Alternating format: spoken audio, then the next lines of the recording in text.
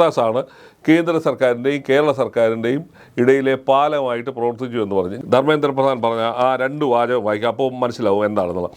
He himself, അതായത് ബ്രിട്ടാസിനെ കുറിച്ചാണ് പറയുന്നത്. He himself mediate between state government and central government. My dear friend John Brittas, I am thankful to you. He create a bridge between government of Kerala and government of India എന്നാണ് ബ്രിട്ടാസിനെ കുറിച്ച് പറഞ്ഞത്. അപ്പോൾ ഇതിൻ്റെ ഇടനില നിൽക്കുന്ന അല്ലെങ്കിൽ ബ്രോക്കർ അല്ലെങ്കിൽ ഇടനിലക്കാരൻ അല്ലെങ്കിൽ മധ്യസ്ഥൻ എന്നൊക്കെ പറയുന്ന റോളാണ് ബ്രിട്ടാസ് എടുത്തത്.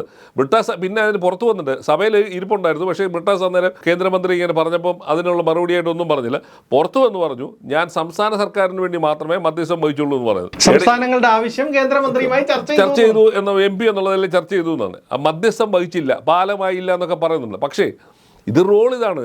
കേരളത്തിൻ്റെ മുഖ്യമന്ത്രി പിണറായി വിജയൻ എന്നാണോ കേന്ദ്ര സർക്കാരുമായി ലോഹ്യത്തിൽ പോകണം എന്നുള്ള ആ നിലപാട്, അതിൻ്റെ ദൂതനായിട്ടാണ് ഈ ഇദ്ദേഹം പ്രവർത്തിച്ചിരിക്കുന്നത്. അപ്പോൾ ബ്രിട്ടാസിൻ്റെ റോൾ എന്താണെന്നും ബ്രിട്ടാസ് എന്തിനാണ് ബ്രിട്ടാസിനെ രാജ്യസഭയിലേക്ക് വിട്ടെന്നുള്ളതും സാധാരണക്കാർക്ക് മനസ്സിലാവും. പിണറായി വിജയൻ്റെ ഇംഗിതം അനുസരിച്ച് പ്രവർത്തിക്കുന്ന ഒരു മീഡിയേറ്റർ തന്നെയാണ്, അല്ലെങ്കിൽ ഒരു മധ്യസ്ഥനാണ്. കേന്ദ്രവും സംസ്ഥാനവും തമ്മിലുള്ള ഈ ഇടപാടുകൾക്കിടയിലെ ഒരു മധ്യസ്ഥൻ. അതുപോലെ തന്നെ CPM-ന് ദോഷം വരുന്നത് നിയന്ത്രിക്കുന്നതിനും അതല്ലെങ്കിൽ അവിടെ പോയി ഡീൽ ചെയ്യുന്നതിനു വേണ്ടിയാണ് ബ്രിട്ടാസ് പ്രധാനമായിട്ട് റോൾ വഹിക്കുന്നത് എന്നാണ് ഇപ്പോൾ ഇതോടുകൂടി മനസ്സിലായി.